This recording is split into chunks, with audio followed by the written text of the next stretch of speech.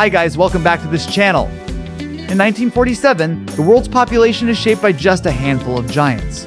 The scars of World War II are still fresh, and global growth is uneven. China and India already stand at the top, not because of wealth or technology, but because of sheer scale, vast rural populations, and birth rates that remain high.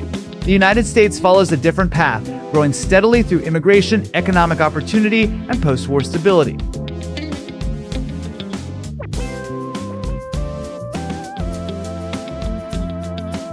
As the decades move forward, the chart begins to accelerate. China surges dramatically during the mid-20th century, adding hundreds of millions in a single generation. India follows closely behind, its population climbing relentlessly year after year. These aren't short spikes, they are sustained climbs powered by youth, fertility, and momentum.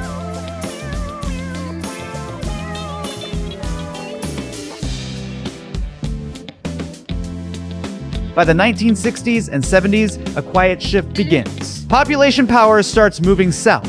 Indonesia rises into the top ranks, becoming the most populous country in Southeast Asia, almost unnoticed by the rest of the world. Pakistan begins accelerating faster than many expect, while Bangladesh climbs rapidly despite having one of the smallest land areas among the giants. Density, not territory, becomes a defining factor.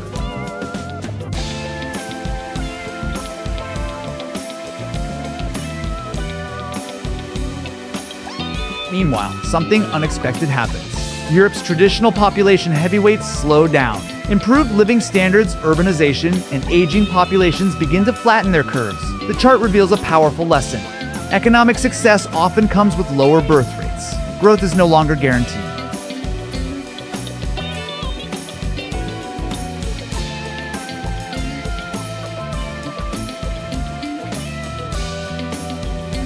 As the timeline enters the late 20th century, the race becomes more crowded. Countries move up, fall back, and trade positions. The global population map is no longer dominated by just East Asia and the West. South Asia tightens its grip on the top ranks, with India closing the gap year after year.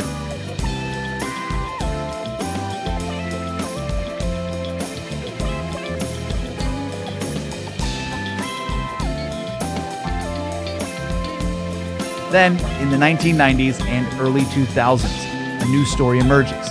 Africa enters the race. Nigeria begins rising fast, faster than almost any country before it. With a young population and rapidly expanding cities, its bar stretches upward, signaling a future shift that's only just beginning.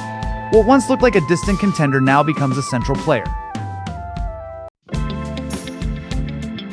By the time we reach the 21st century, momentum becomes the defining force behind every movement on the chart. China, after decades of explosive growth, begins to slow. Its bar still leads the world, but the climb is no longer vertical. Years of declining birth rates, urbanization, and demographic shifts start to show, turning once rapid growth into a gradual plateau.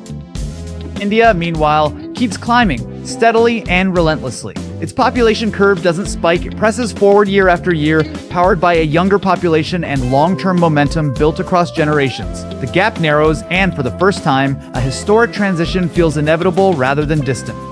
The United States tells a different story. There are no dramatic surges or sudden drops, just consistent, measured growth. Immigration, economic opportunity, and demographic balance keep its bar moving upward at a stable pace, making it an outlier among population giants. Slower than developing nations, but far more resilient than aging ones. Indonesia begins to stabilize near the top of the rankings. After rapid growth in the late 20th century, its curve smooths out, signaling a transition from expansion to balance. It remains a population heavyweight, not because it's growing fastest, but because it already reached massive scale.